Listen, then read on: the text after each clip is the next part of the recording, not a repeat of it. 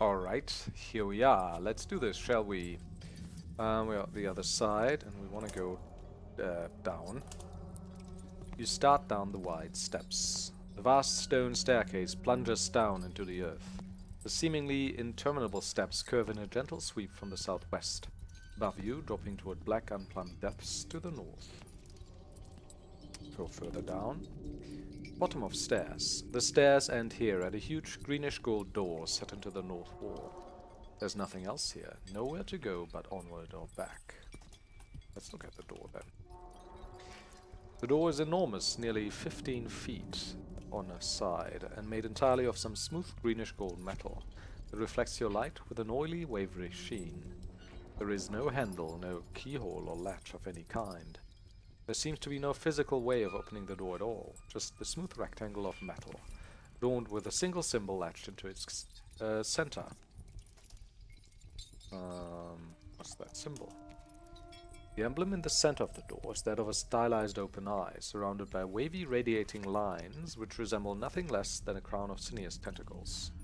You shudder, unable to suppress the feeling that you've seen that eye somewhere before. Yeah, where did we see that before? One of our books, I think, right? Oh! Read the complete manual. I think it was in there. Essentially, it's a textbook on the theory and practice of magical wards and seals. Mystic symbols inscribed on doors and containers in order to keep people and spirits out, or in. It's all very deliberately vague and arcane, in addition to being written in medieval French and translated into Middle English, making it nearly impossible to understand. Oh, I did Middle English at uni a while ago. That was kind of fun, or not. The kind of thing that likely got many a scholar burned at the stake in those days. You're surprised to find that a page in the old and probably quite valuable book has been folded down as though to mark the place. The section marked discusses various methods of opening doors that have been sealed with the image of a pagan god. Speaking aloud the deity's true name will usually do the trick, apparently. Oh, we found out the name earlier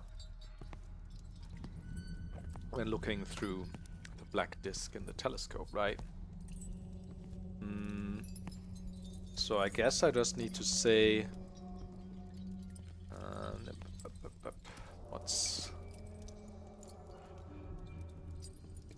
what's that? Yal da Baolof. Yalda Baolof. The metallic door suddenly rings out as if struck. It vibrates in aching harmony with the blasphemous name, a shrill grating sound like a dentist's drill. The air grows thick and terrible shapes waver and melt in the air before you, shapes that twitch and move with hungry purpose and seem to look at you. And then the ringing fades away. There is a moment of stillness, and then the gleaming door swings smoothly open on perfectly balanced and utterly silent hinges. So that's north, I guess. The doorway opens out into a large dome-ceilinged cavern. You stand at the threshold for a moment, peering into the strange phosphorescent gloom, before your eyes can make out enough details to see what this place is. Even then, it's almost a full minute before your mind can accept what you're seeing. Cave is lined, floor to ceiling, with mummified human corpses. Shrunken and desiccated, they lie in jumbled heaps inside irregularly carved niches. Carvings cover the rock walls in between the niches, grotesque, leering faces, too horrible to even look upon. The features twitching and smirking in the wavering light that sifts down from above. And dominating the center of the chamber, a dark monolith rising up through the green, murky light. What you first took to be a large supporting pillar, you now realize can only be the true base of the town square obelisk. At the narrower northern end of the vaguely egg-shaped cavern sits a massive stone altar, flanked on either side by a pair of strange vibrating columns. That's a weird description. Flanked on either side by a pair, so that's two pairs then. I guess it's one pair, right? This is pretty horrible, of course. Mummified human corpses, shrunken and desiccated. I guess those might be the Native Americans that the Verlex murdered over the centuries, right? Or maybe the children who were abducted. Also, another theory I'm just thinking about right now is maybe what if they needed all these Native Americans for some sort of needed, quote-unquote, human sacrifice to their dark god, and then when they, quote-unquote, ran out, because they murdered them all, they started abducting children. Maybe that's the reason for it.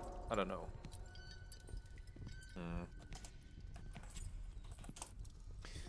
It is simply enormous, nearly 10 feet to a side at its base.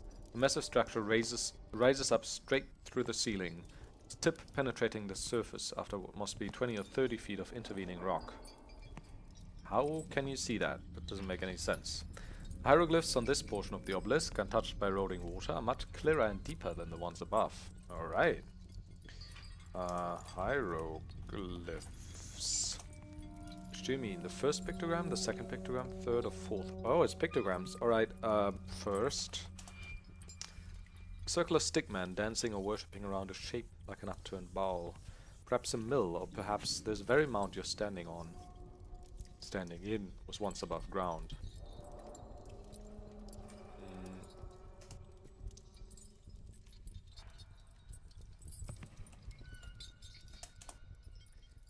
Fiery starburst, decorated with trailing lines, perhaps indicating a comet or shooting star, descends from the sky and rains fire and death upon the people of the mound.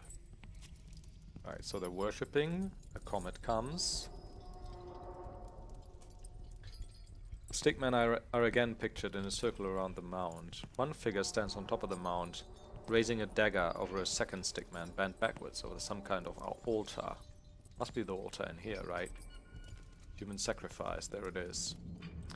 The mound is decorated with wavy lines radiating from the altar at the top down to the bottom, perhaps indicating streams of blood.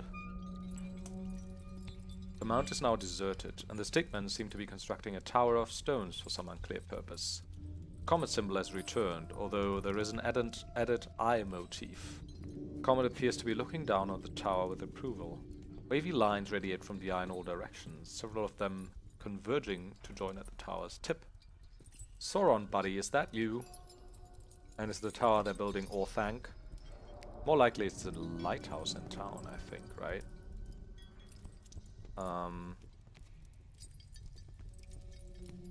Also, if these are chronological, this is kind of interesting. So first they're worshipping.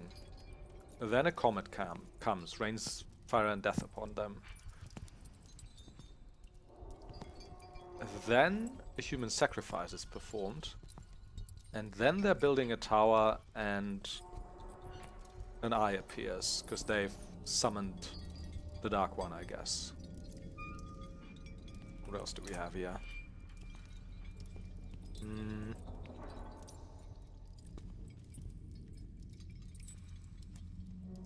Altar. Single block of jet black, featureless stone, approximately the size of a queen-sized bed. It's flanked by a pair of metal pillars.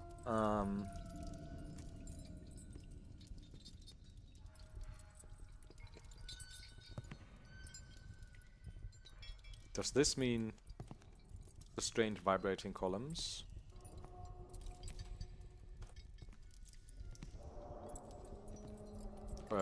Left. Left column is approximately 7 feet high and cylindrical, made of some oily greenish metal. It's vibrating very slightly, almost imperceptibly. Only a thin shimmering around its edges and the faint ringing noise betray any motion at all.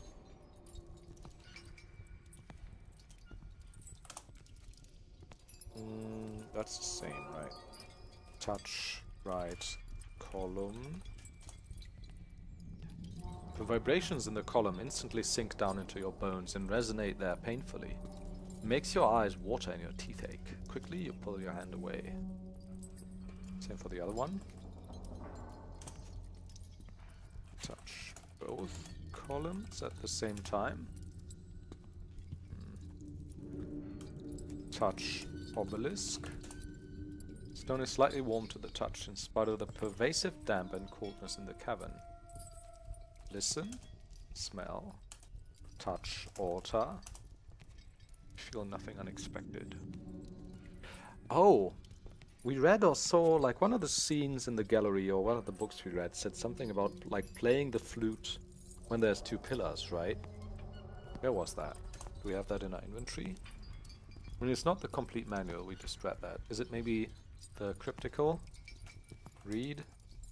Maybe it was something in the library, though. The greater portion of the book is written in an incomprehensible flowing cipher. However, the margins in several pages are glossed in English. The book appears to contain instructions for traveling somewhere called the Domain of Nehelim, for worshipping or perhaps summoning an entity that dwells there. He who is named not, nor may that name be taught among his followers, that name which may be learned only by gazing upon his terrible countenance. Yeah, I did that. The only specific details involve a ritual used to open a one-way portal into the womb of Nehelim. One-way portal, so that's where Michael went, I guess. Because we would have stumbled upon him by now, right? This is where the cave ends, after all. Allowing the magician to enter it possibly throws some hapless soul into its chaotic, blasphemous depths. The ritual seems to have something to do with music, and requires the magician to attune your pillars to your resonant harmonicae, whatever that means. Rest by only the barest contrast is nothing but pure raving. Yeah, I think the picture with like 2 pillars and someone playing a flute, we actually saw that somewhere, but this basically points us the same direction, right? We need to attune the pillars. So if we just play the flute,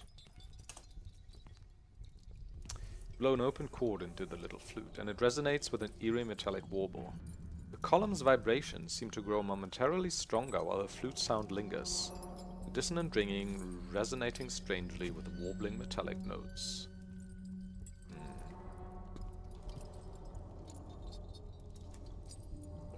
Maybe we need to play something specific. Don't know any melodies though. Examine flute. It appears to be some kind of wind instrument, fashioned out of ornately carved greenish metal. 7 holes of varying sizes are drilled along the top. Right. Greenish metal.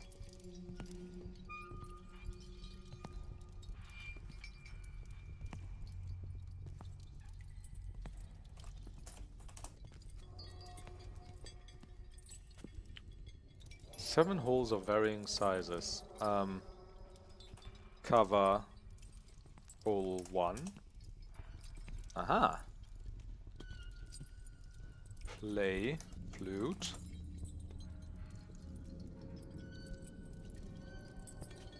Didn't change anything, did it?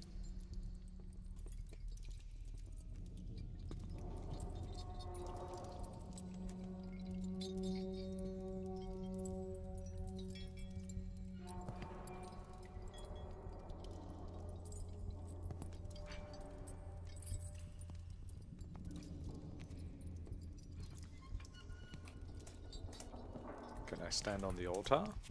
Oh. Doesn't change anything, right? Get off altar. Stand between columns.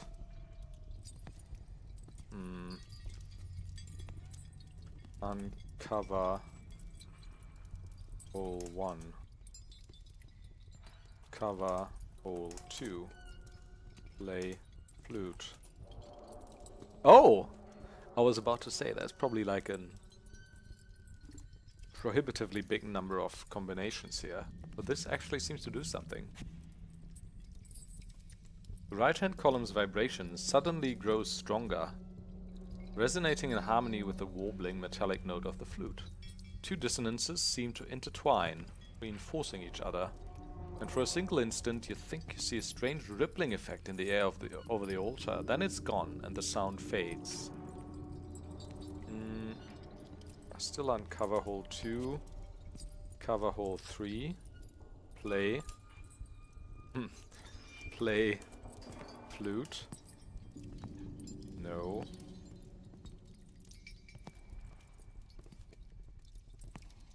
Cover hole 4.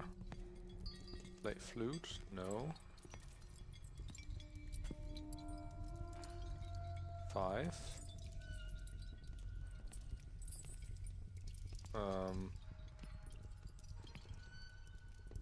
No.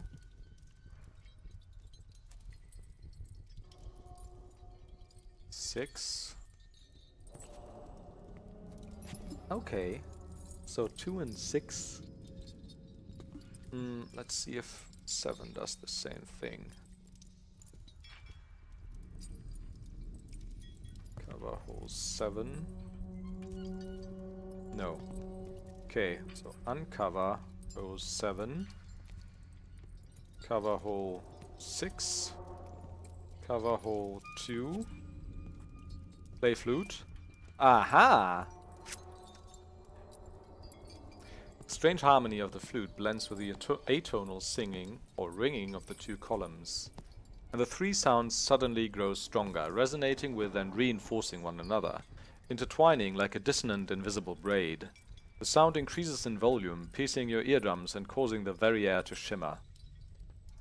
Suddenly, the air above the altar begins to ripple as though with extreme heat.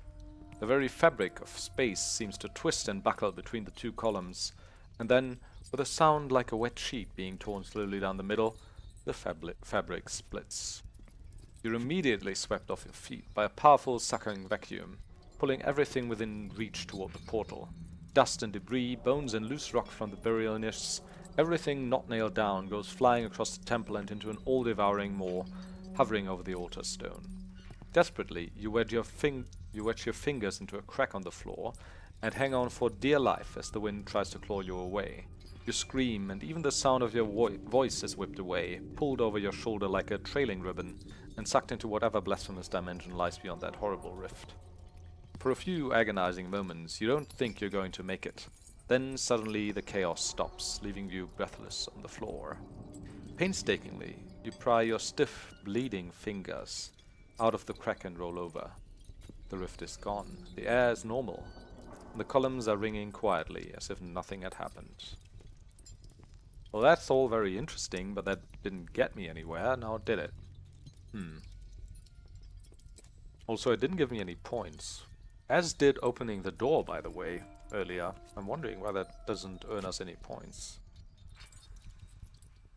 2 and 6, are these numbers significant somehow? I don't know.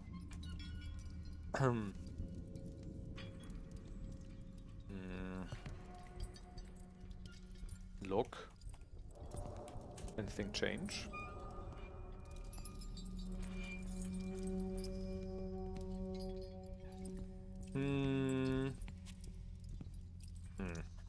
That's weird. I mean, I could probably do it again, but it doesn't seem to do anything.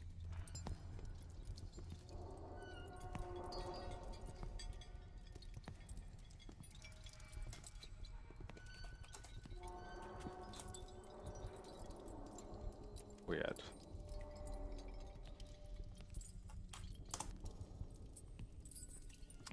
The last time you try that, you were nearly sucked into an infernal dimension. Better to avoid pulling such a dangerous stunt, you decide, until you have really need for it. Oh, so all of this was just fooling around? I don't really have a need for this?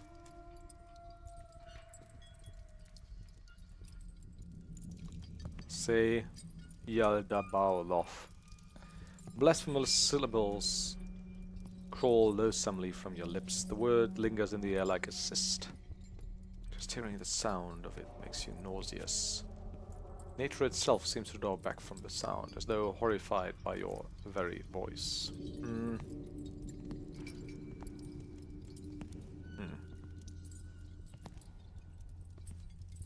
Well, this is kind of weird. So, did I really just come here for nothing?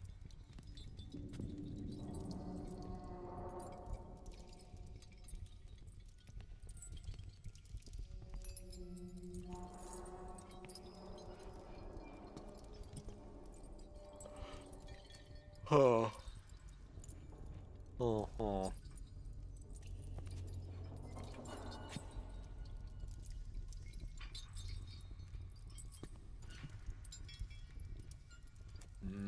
Thinking.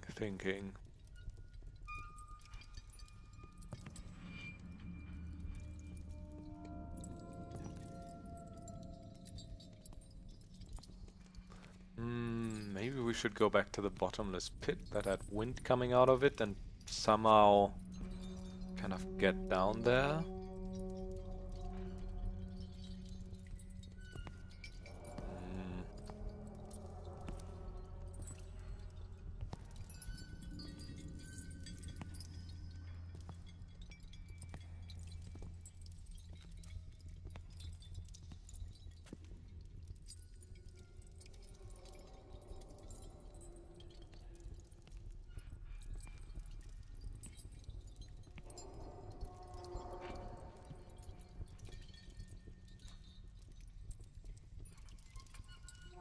I mean, I think the only thing I could do really is... Let's look at our inventory.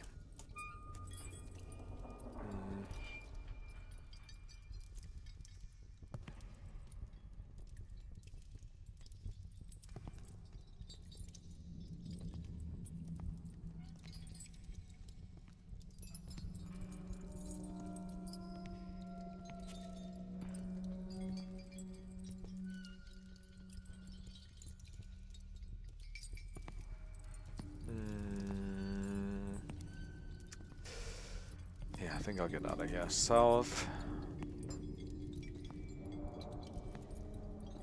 Up. South. Anything here?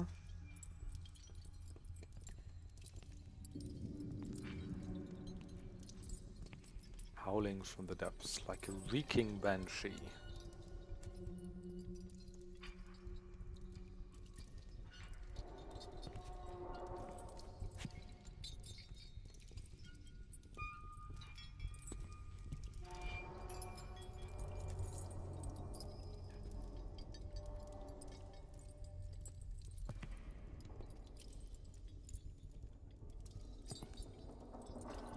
There's only a blank stone wall now. Alright. You have died. Oh wait, what? You take a deep breath and step onto the bridge once again. On your fourth step, the board beneath you snaps in two. You plunge through the gap into the yawning blackness with a terrified shriek that is lost amid the roaring wind. You're only able to panic for a few moments, however, before the bone-shattering impact silences you. The wind carries the smell of you quickly through subterranean crevices, and your ruptured corpse provides a grand feast for the scuttling carrion feeders that live on the pit's stony floor. In that game you scored 42 out of possible 100 points. That's not so great. You're hopelessly enmeshed in the tentacles of an ancient and sinister plot.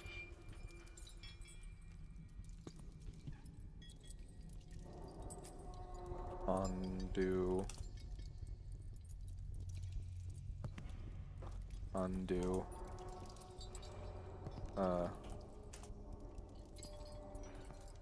But yeah, I mean that doesn't help me, right? Because I need to cross the bridge.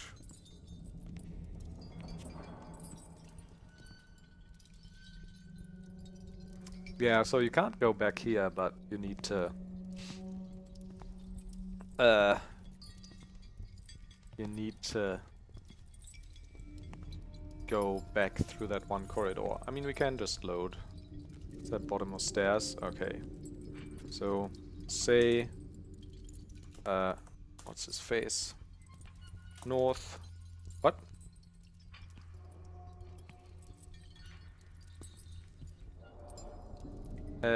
Wasn't at the edge of the pit though.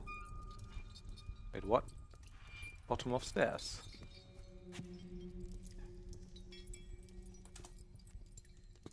Huh?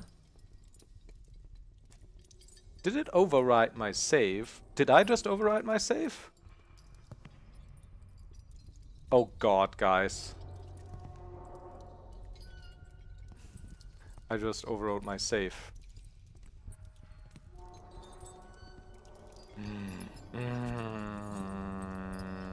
By accident. Okay.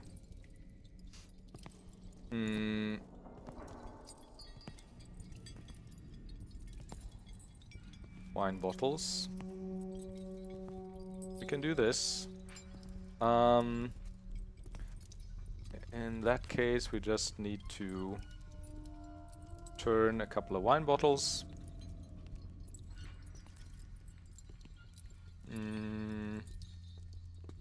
Turn Merlot. Turn.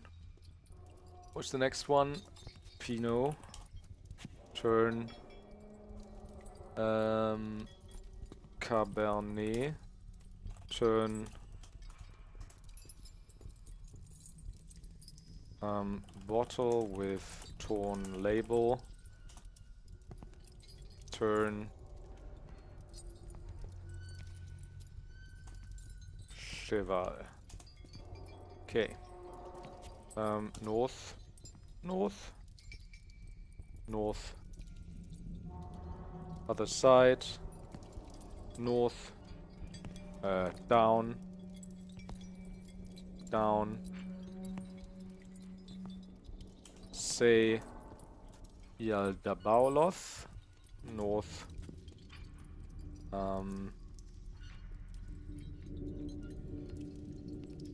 Hold. Alright, rather X flute. Hold. Hole 2. What? That seems to be a part of the strange metal flute, yeah.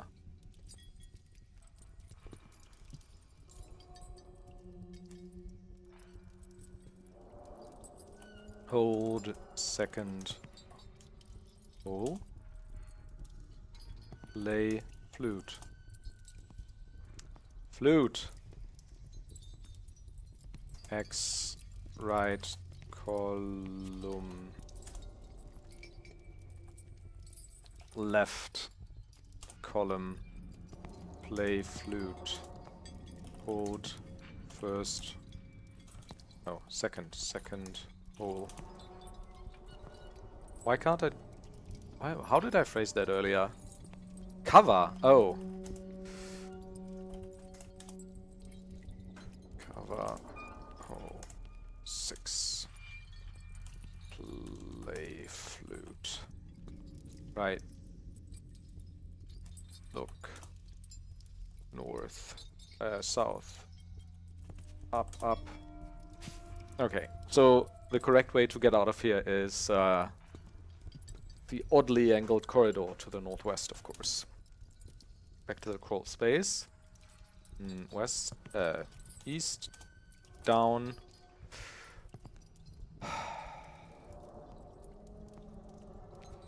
Down, south. Oh, the hairs on the back of your neck prickle as you step outside. Something is wrong. Something is very wrong with the air. A heavy, charged sensation. Like standing next to high-tension wires. A faint odor of spoiled meat drifting on the wind, and you can't put your finger on it. But it might have something to do with that strange hole in the sky. Holy crap. Sudden gust of wind catches up your newspaper clippings and whirls them away, leaving you with an empty box. Oh, now I closed the door, so I can't just undo it.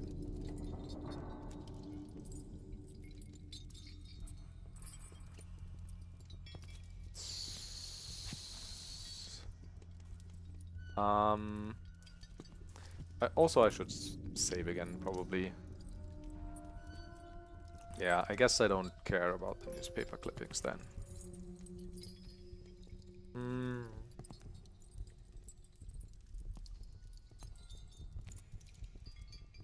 So, examine hole. There is a spinning, churning hole in the clouds directly over the lighthouse. How can I see the lighthouse from here? Ain't I surrounded by trees? An inverted whirlpool sucking streamers of grey up into itself. That's basically what the pictograms showed on the obelisk, right? You'd think it was some sort of funnel cloud, except that it's not moving anywhere. Simply hanging, turning slowly in the sky. The sight of that horrible whirling hole makes you shudder. Involuntarily recalling that hideous entity that lurks behind those clouds. Southeast. Scenic view. So I think I'm just gonna go to a couple of places and see if anything has changed, right? No, nothing changed, I think. South and southwest. Oh, we could go to that church, maybe. See if we can pry open the padlock. Maybe the letter opener also. So what do we have here? Paved walk to the east. That's to the church here. Southeast, behind the church. X trap door. Yeah.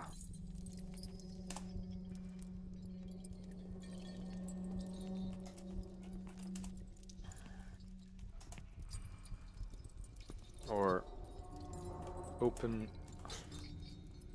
unlock padlock.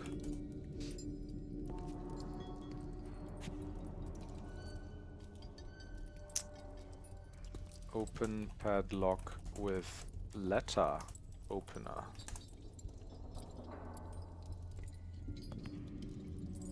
It's rusted solid. Also, we're outside again, so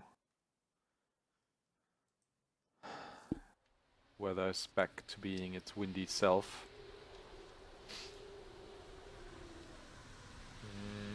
So I guess no. What else do we have? Oh. Put all in code. Slip the cardboard box into the pocket of your trench coat.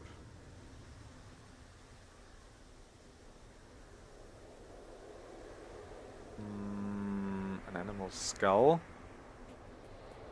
Break padlock with skull. Yeah, okay.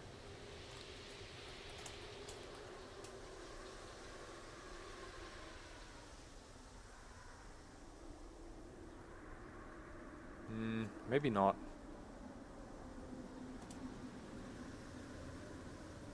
Anything new here? Deserted lane. I couldn't go further south, right? Forest grows dense as you go. The road stretches interminably north to south. There's something strangely familiar about the woods here. Scenes from last night's dream flicker through your memory. But you're unable to recall the details. Oh, I think the other day it said, like, you can't go further south, there's nothing there or something. But now it says, you recall this from your dream. So can I go further south then? You walk a bit farther down the road, but it doesn't seem to lead anywhere. The shadows grow thicker the farther you go. Yeah.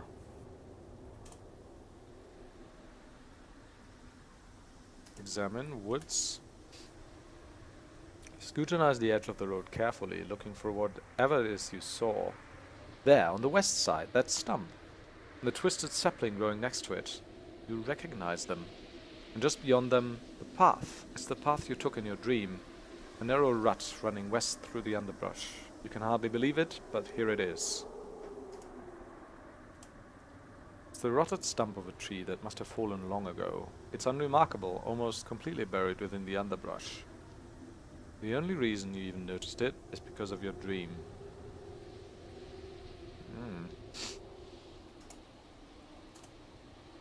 A bent and stunted sapling, barely taller than you are, grows from the mulchy ground around the rotting stump. It's a perfectly ordinary looking sapling, just like many others you've spotted growing in here. Here in and there among the trees, except that this one was in your dream. West, trampled path. The tangled undergrowth has been beaten down in a path leading roughly from the east to the southwest. Shrubs and grass have been flattened and pushed aside, vines torn down, and small trees bent and even snapped in half, as though something heavy with huge flat feet had simply trampled its way through. So southwest. Abandoned slaughterhouse, look at that.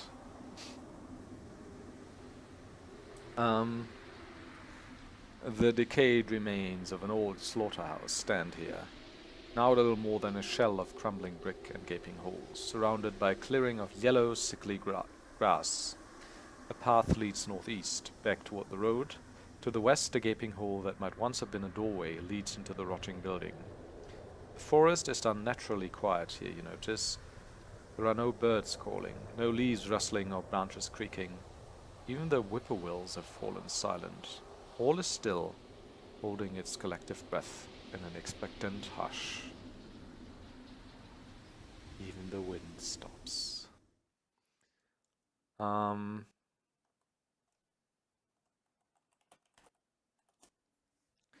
The ancient walls are barely even holding themselves together. The only reason you can tell it used to be a slaughterhouse is the faded paint on the wall. Crompton Meat Processing.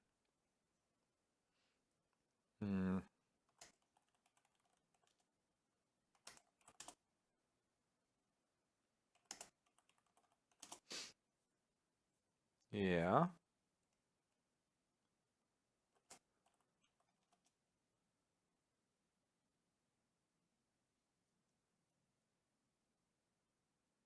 So I guess we'll go into the building, right? Crumbled ruin.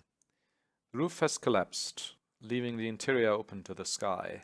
The floor is nothing but bare, beaten dirt. Gaps in the bricks lead east and south. Although nothing stands now but the tottering, crumbling stonework, and that only barely, you fancy you can still detect a faint miasma of death. A palpable, chilling reminder of the bloody work which once went on within these walls. There's something odd about the ground here, some faint marking or pattern. An old rusty meat hook sticks out of the ground nearby, its point half buried in the dirt. Over in the far corner, a tattered sheet of drawing paper lies discarded on the ground.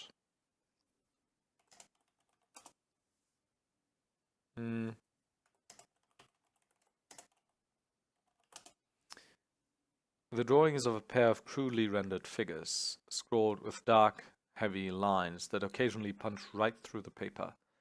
The two figures are holding hands. The one on the left is a smiling woman with long straight hair. The one on the right, well, you don't know. Frankly, you'd rather not speculate. An octopus on human legs, maybe. If you could believe any healthy child would conceive of such a thing. Above the first figure is scribbled the word mummy, mummy. Above the second, William. Parentheses, me.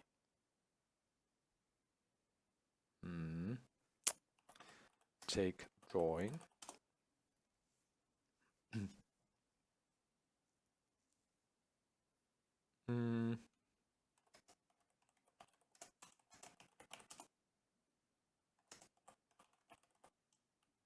Not drawing, drawing.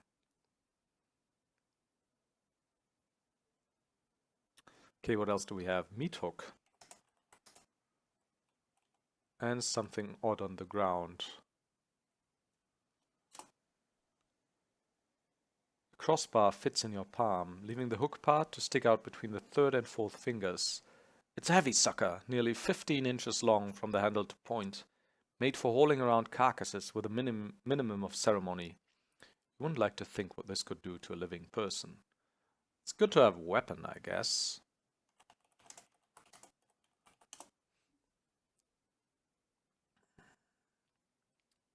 Maybe you can also use this to open the padlock. Let's look around. X ground. The marks in the dirt are tracks of some kind, but not of any animal you're familiar with, unless there's a lame elephant loose in the New England woods. The prints are large, quite a bit larger than your outspread hand, and vaguely round. They crisscross the ground in every direction. Whatever made them obviously lives here, or at least visits quite often. So I could follow the tracks, maybe.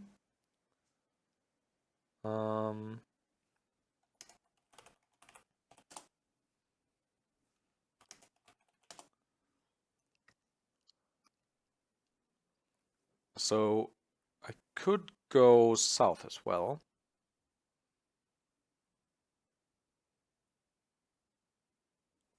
Follow tracks.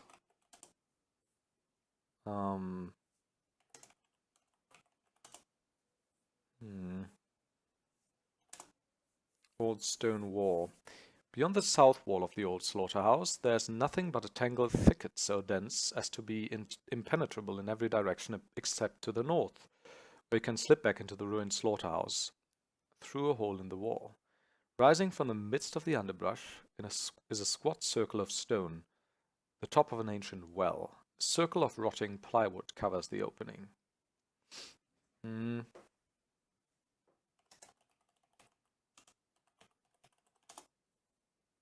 Really? Okay, whatever. It's built of mortared stone and comes about to the level of your waist. The top of the well is covered by a circle of rotting plywood. The wind blows harder. Oh, the wind's back. Okay.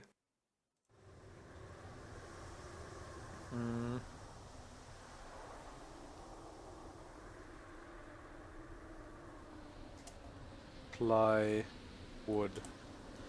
Nothing but a thick sheet of plywood cut into a rough circle about a yard across.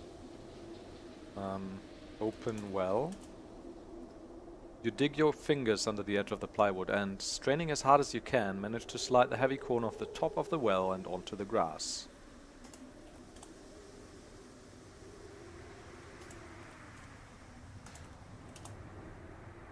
The well is very deep, although the rough stonework would probably allow you to safely climb down. Safely, huh? Its depths are too shadowy for you to make out any details at the bottom.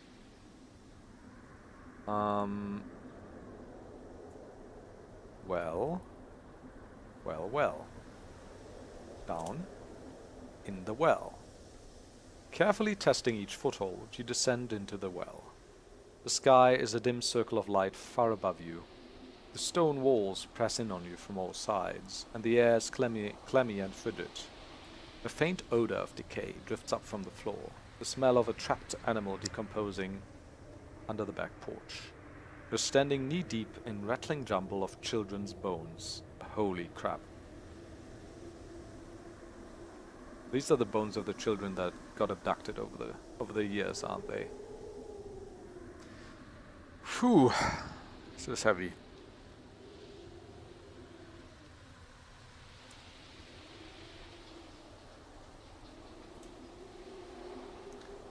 The smell of decay permeates the entire well, rising like a miasma from the bones.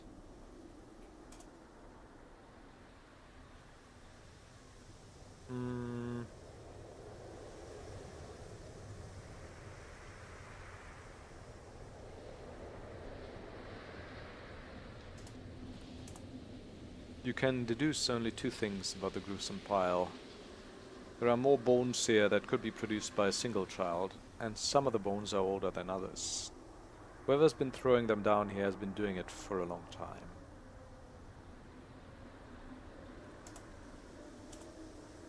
Let them lie in peace.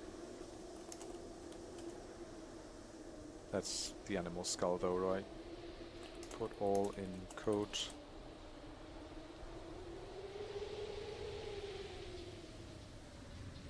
Light. Look through bones. You notice a tuft of brown among the yellowed ivory of the bones. Moving aside a clattering pile of ribs, you discover a child's teddy bear.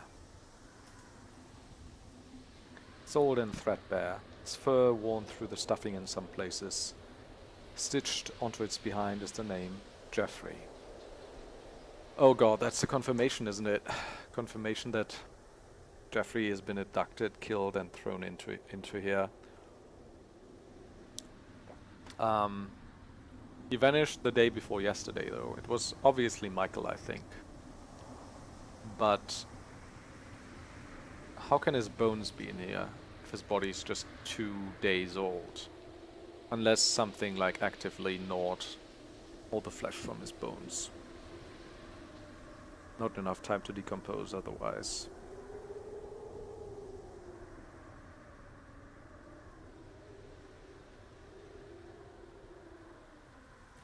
could give the teddy to the old woman. Or she's not an old woman, but to the woman in 11 Old Mill Road. She's probably gonna break down. Put teddy in coat.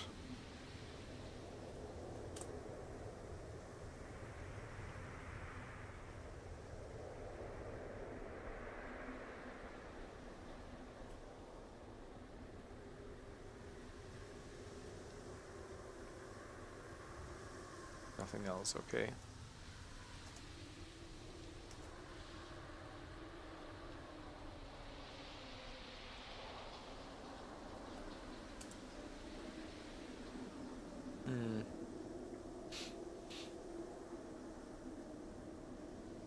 Yeah, no, okay. Do you want to close it? Back up? Maybe not.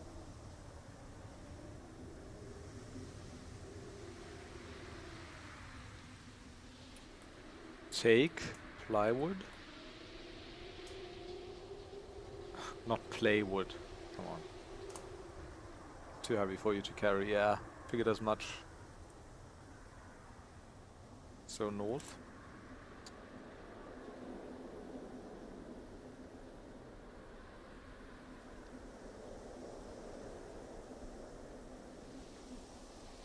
I kinda wanna follow the tracks.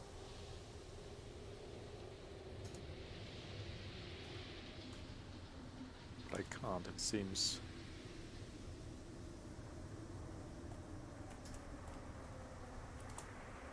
It's not a bird I recognize.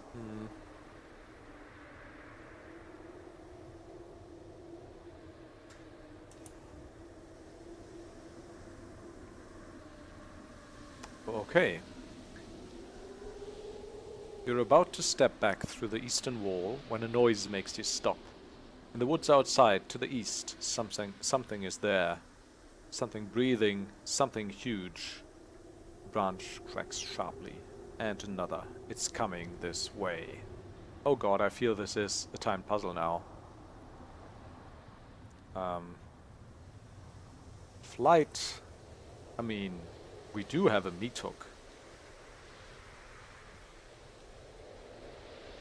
I mean, I can't just go east, but there's literally nowhere I can go except for the well, maybe? You have died, alright. The decayed remains of an old slaughterhouse stand here. You never even see it coming. A sudden commotion from the trees, a bloated wall of flesh heaving itself through the branches and underbrush. A writhing thicket of tentacles reaching out for you. What you see next, when the branches suddenly give way, is so utterly, blasphemously hideous that your mind is mercifully blasted into unconsciousness, sparing you any knowledge of the butchery which takes place during the next few minutes. You have died.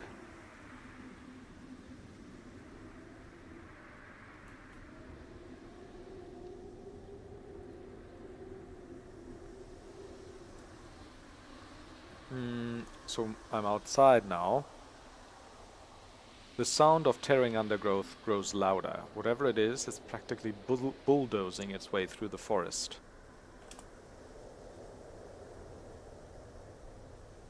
The ground trembles slightly with the thing's thunderous footsteps as it tromps up the path.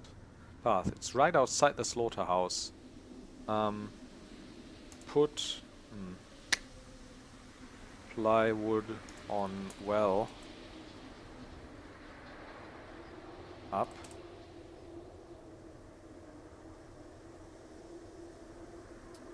You hear it pause inside the building, its hide slithering loudly against the brick walls as it moves about. There is a horrible wet snorting sound, as if it were trying to pick up a scent. Then an unspeakable, inhuman grunt of anger.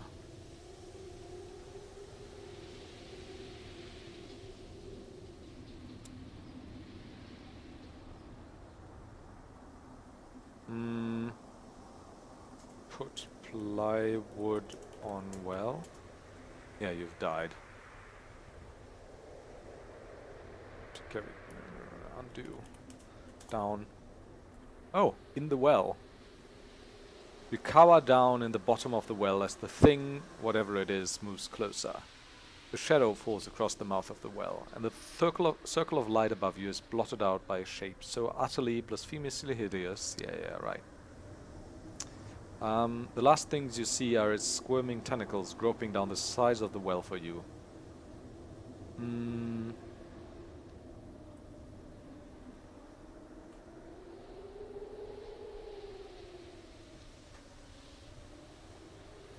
Where can I hide, though?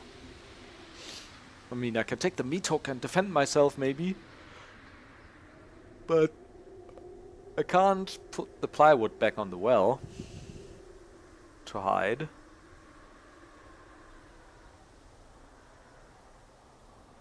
Can't go east.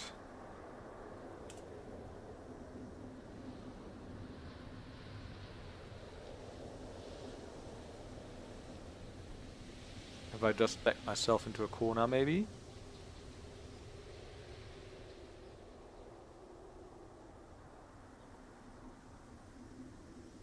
Can I go like up or something? Yeah.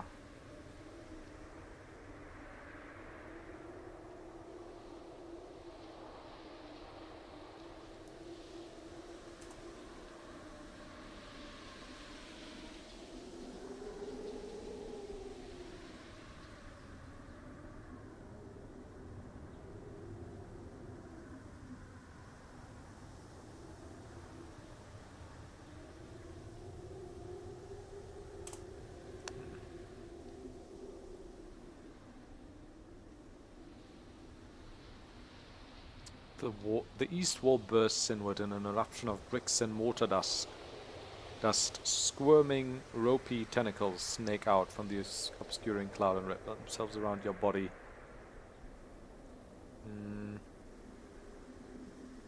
Shit. How do I get out of here?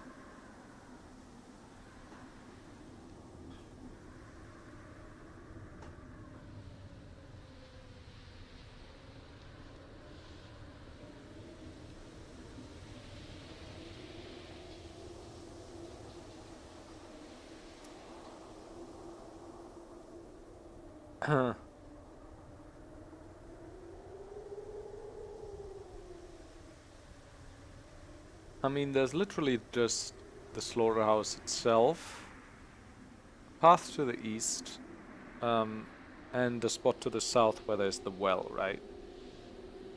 I could go into the well. I mean, what do I have in my inventory?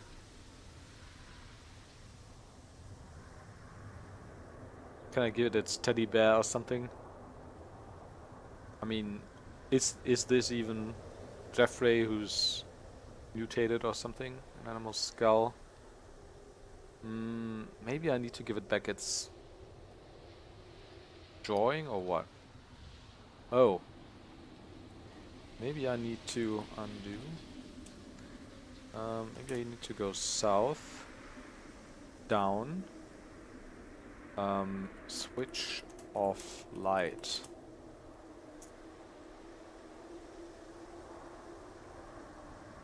But it can smell me, right? Hide under bones. Aha! Aha!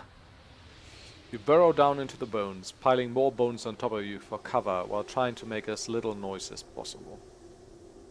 Scarcely daring to breathe, you lie as still as possible beneath your cover of bones as the thing, whatever it is, moves closer. A shadow falls across the mouth of the well, and then a circle of light above you is blotted out by a shape so utterly, blasphemously hideous that it is all you can do to remain conscious. Two grotesquely blue and childlike eyes blink down into the darkness of the well, searching. And then it's gone. You must have lost consciousness after all, judging from the stiffness of your limbs and the difference in the light. You have no idea how long you were out, but the creature must have passed you by. The forest is still again, breathing and footsteps gone. Involuntarily, you let out a long, shuddering breath. Your score has just gone up by 2 points. Neato.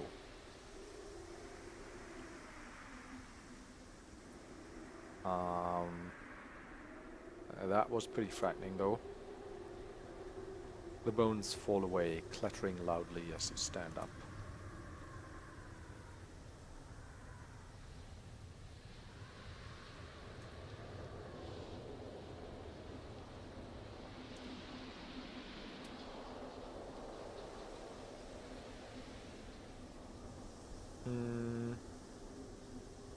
Path leads northeast.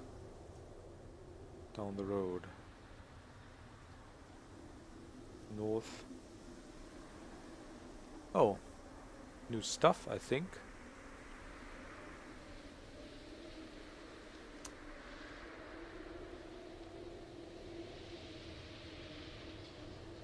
Deserted lane.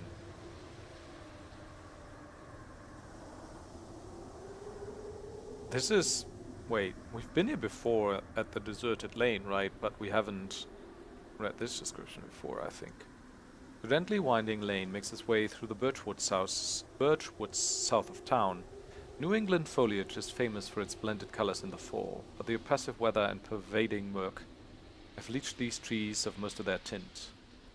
The road continues south into the increasingly dense forest, and in the other direction heads back to town. Paved walk also leads east, yeah. A small group of townsfolk has gathered up at the north end of the road.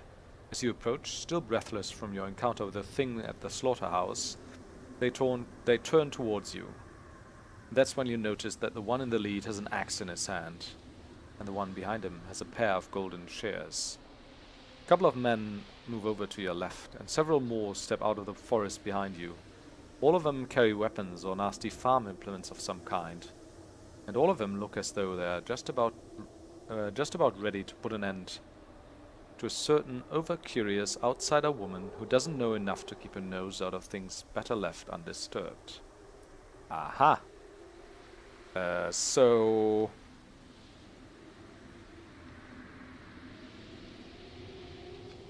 Fuck them up! Take, meat, hook. Townsfolk shuffle a bit closer, raising their weapons in anticipation of the kill. Talk to them. Talk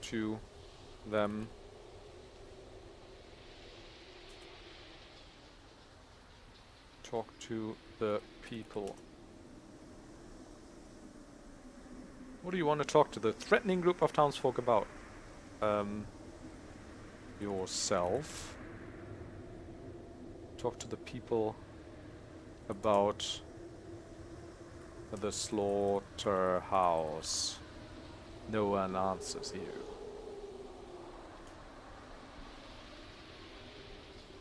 About Yaldabaoth. One of the men.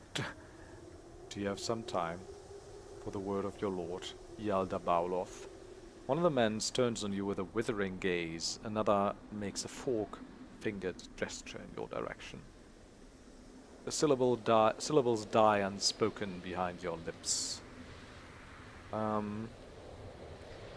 have anything I want to show them? Oh, you have died, right? I could show them a teddy bear, I guess. Someone lunges at you from your left, and before you can react, a machete blade buries itself several inches deep into your collarbone. You try to scream, but shock trauma has robbed your lungs of strength. You can only whimper quietly as your legs give out and blood pours down your arm. The last thing you see is the business end of a pitchfork. The business end? Darting toward your eyes. But the last thing you feel doesn't come until several minutes later, as the townsfolk leisurely hack your body to pieces. That's pretty gruesome. Holy crap. Undo that dying. Can I just go east? You dart past the men on your right, making a break for the church. Townsfolk hover around the entrance to the churchyard, but do not follow you, confident that there's no way you can escape. I mean, there isn't, unless... Take meat hook. Break padlock. with meat hook. Aha! Raise the meat hook high over your head and bring it squarely down onto the padlock. The rusted metal casing splits open. The hasp fails loose, and the padlock, now nothing but a broken shell, glides to the ground. The score has just gone up by 1 point. And I think this is a good place for another break.